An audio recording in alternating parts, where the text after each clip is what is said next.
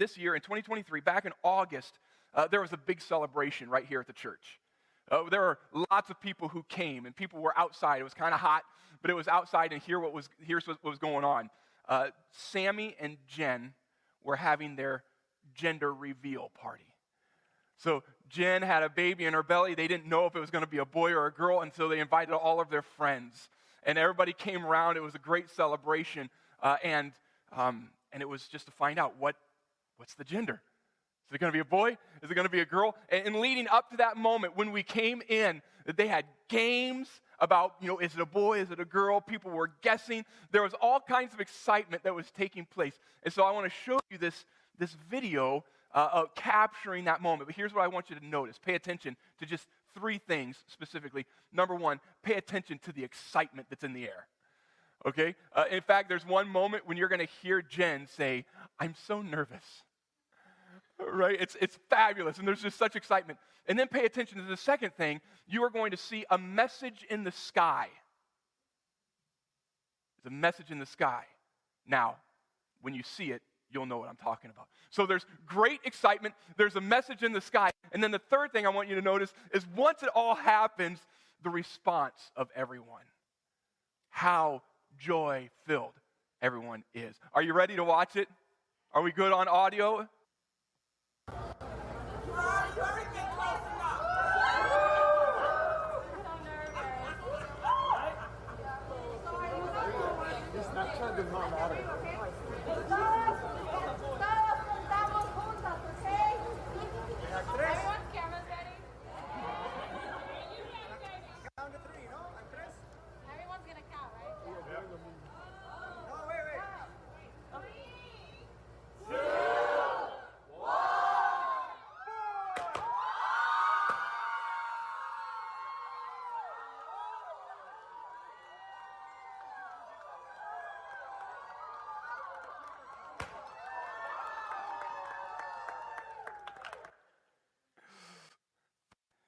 Did you get it?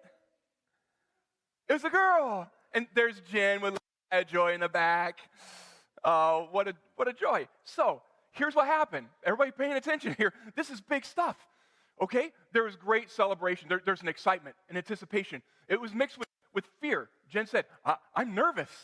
I'm nervous. You see that moment when Sammy just holds his hands up. He's like, oh, man, here we go. They're wanting to make sure they stop. Does everybody have their cameras? Everybody's ready?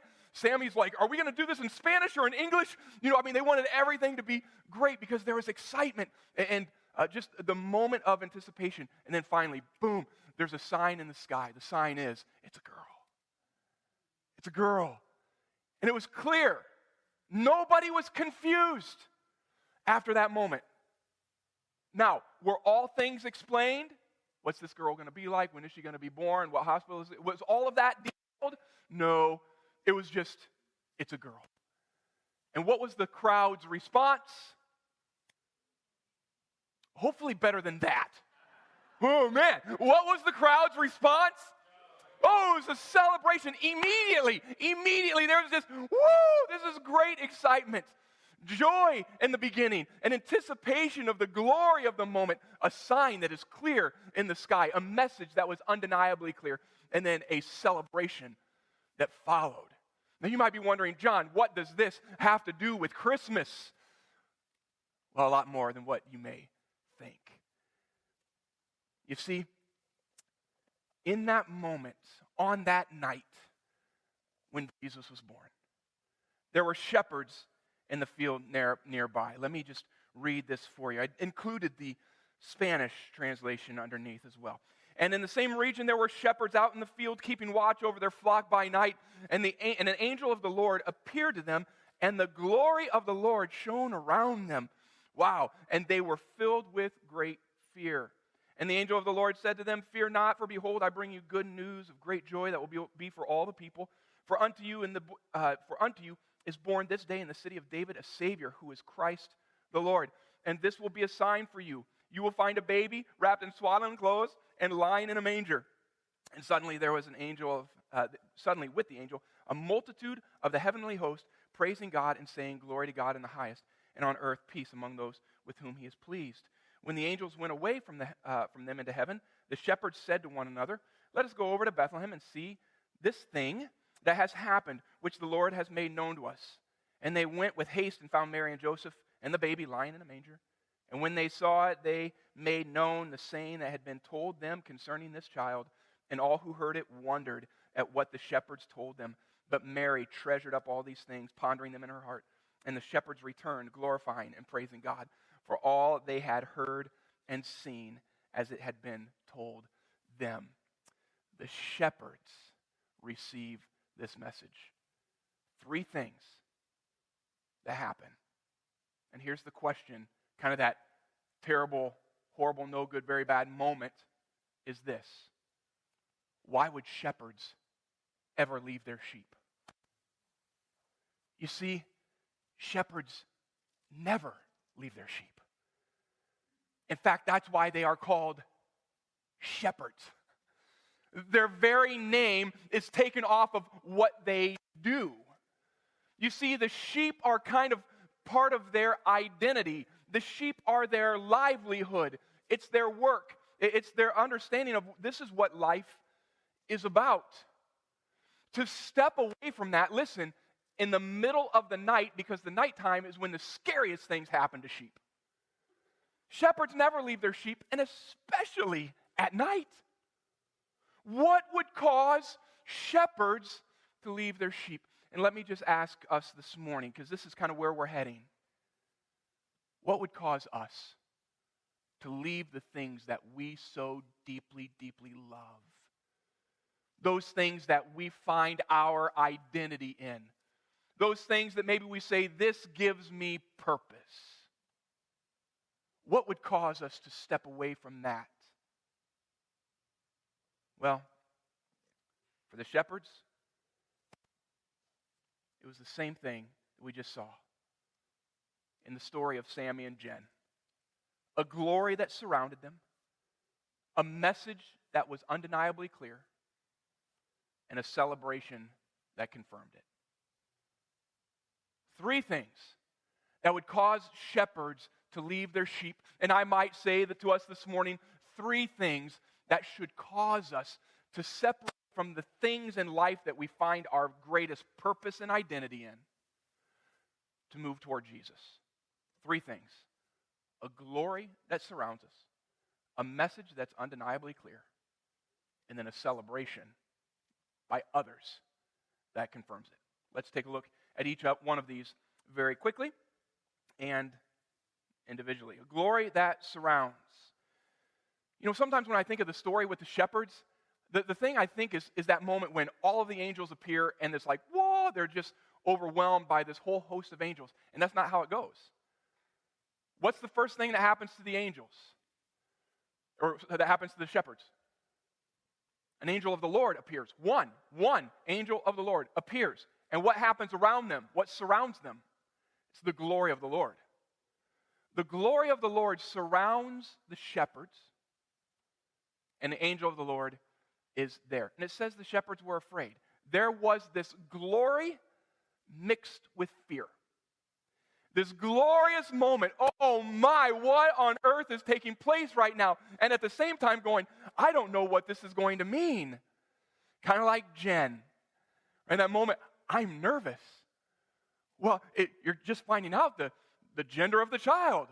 But there is a glory about that moment. There's an excitement about that moment and a fear. Remember that part? When Sammy just holds his hands up?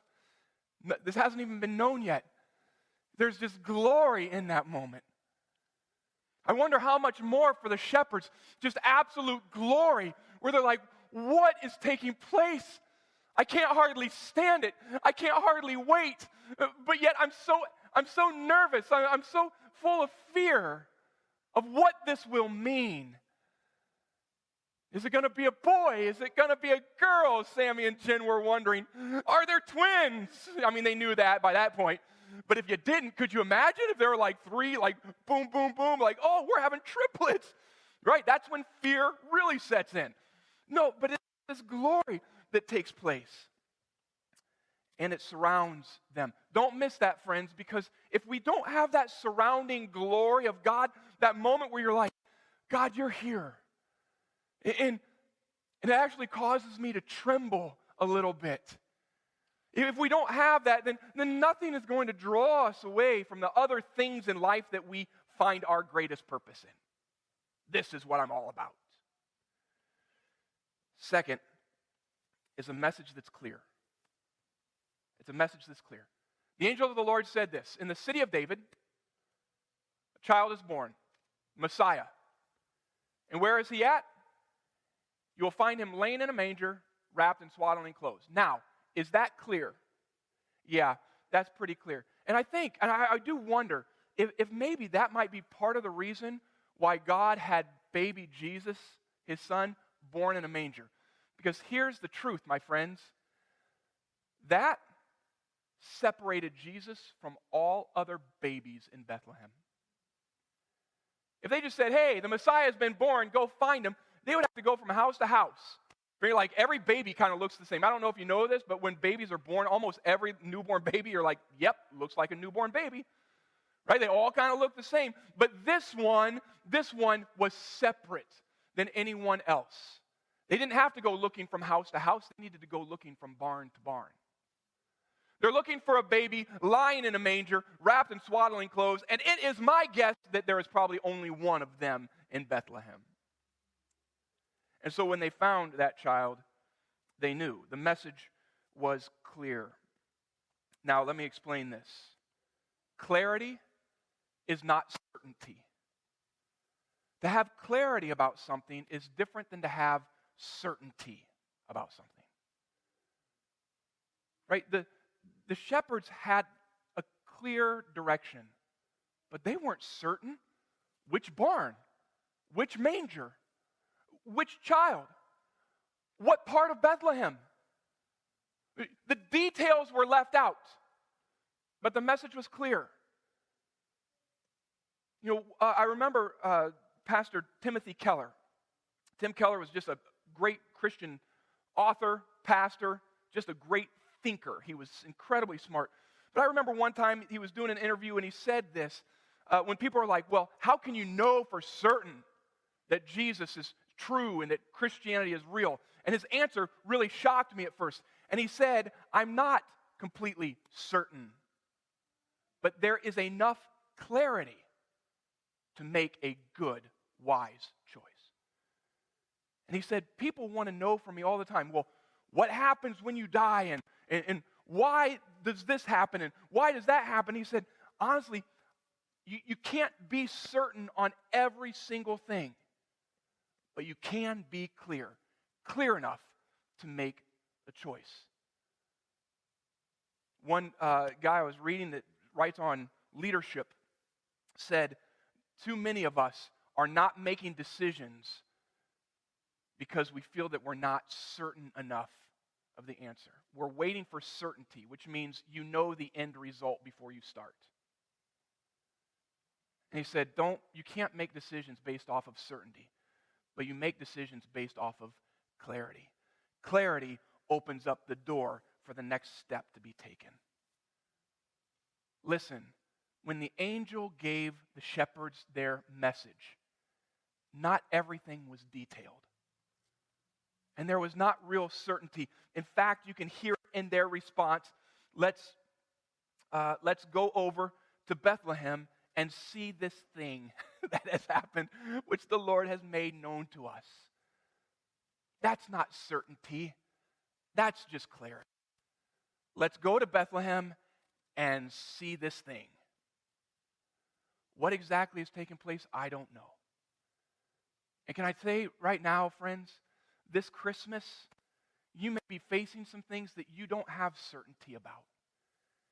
And you're stalling on making decisions because you're waiting for the certainty of the final answer.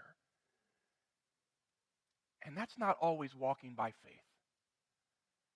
What is the clarity that God has given? And walk in that. Let's go over to Bethlehem and see this thing that has happened, which the Lord has made known to us. And finally, then, there is a celebration that confirms. There's a crowd of others. For this, because God has come from heaven, he gets a heavenly crowd. Right? He gets a heavenly host of angels that join together as soon as the message has been made clear, right? It's a girl. And everybody immediately celebrates. Yes! There's such excitement. And in the same way, as soon as the angel of the Lord announces, here it is in the city of David, in that town, the Messiah has been born, Christ the Messiah. You'll find him in a manger, wrapped up in swaddling clothes. Immediately, the host of heaven celebrates. It's a boy! Glory to God in the highest, and peace upon all those on whom his favor rests. There's just such great celebration. You know, these are 3 points that I actually challenge people when they feel that that God is leading them to do something. And I begin with this. Number 1, is there a sense of the glory of God around you? And does that mingle with fear? What he's asking you to do, does it cause your knees to shake a little bit? When you think of it, you're like, I could never do that. I actually want to hear that from people. When they're like, oh boy, I feel a little nervous about this. Great. That means that you're not going to try to do it on your own. There's a glory mixed with fear. And then I ask them, is the message that you're hearing, is it clear? Right? That's different than details. It's not certain, but is it clear? Because somebody will be like, I want to go tell everybody about Jesus. Okay, that doesn't seem overly clear. Okay, is there a place where he's calling you? Clarify, what is it that God is telling you to do? If it feels super general, then maybe that's not God just yet. And then finally, third, is there a celebration of others that are confirming it? If it's just you hearing it, you're like, I want to do this. This is what I want to do. I feel like I can do it. I feel like I'm good at it. But no one else is celebrating and confirming what you're hearing, then that's a big piece of it. What you want to hear, what we want to hear, is when we have that sense, God's calling me to do something, I'm trembling, but the message is clear, and other people come around and go, yes, you were made for this. This is what you should be doing. That's the kind of confirmation. When those 3 things take place, I would let somebody know. You may have very well a good call of God to do whatever it is that he's telling you to do here. But this is the big thing, friends. The shepherds, they came back changed. Didn't they? They went, they saw what the angel had told them, they shared what the angel had told them, and then they came back, and it says they returned, glorifying and praising God for all they had heard and seen as it had been told them. Here's the thing I want to share with you. In the beginning of the story, the shepherds thought that they were the shepherds until they met the good shepherd. When you think that you're the one controlling the big aspects of your life, when you've got all the other things, you say, no, this is my identity, this is my purpose, this is what I'm all about, but it's not Jesus. Can I encourage you this Christmas? It's time to step away from the sheep and go to the true shepherd. When you do, listen, this is what happens. You come back to the sheep, changed, better than you were before. For parents, if your children are your sheep and they're your identity and your purpose, can I tell you, you need to step away from that. Meet Jesus. Let him fill you so you can come back and be the better parent to the sheep. If work is your sheep, step away, go to the shepherd, and then come back and be better at what you're doing. What is it where you find your purpose, your passion, your identity? If it's anything other than Jesus, you need to go to him. Let him fill you. Let him change you so that you can come back and bring glory and honor to him. Sheep are not a bad thing. The sheep of our lives are not bad things. they only become bad when they're keeping us from Jesus. When the sheep become our true identifying point, then we're no longer relating to the shepherd as we should. This Christmas, run to Jesus. Realize that God sent his Son for you. The things we have in this world, they're nice. That's fine. But don't let them be your purpose. Don't let your education be your purpose. Don't let boyfriends, girlfriends be your purpose. Don't let your spouse be your purpose. Don't let your kids be your purpose. Your job or money or retirement. Let Jesus be your singular shepherd.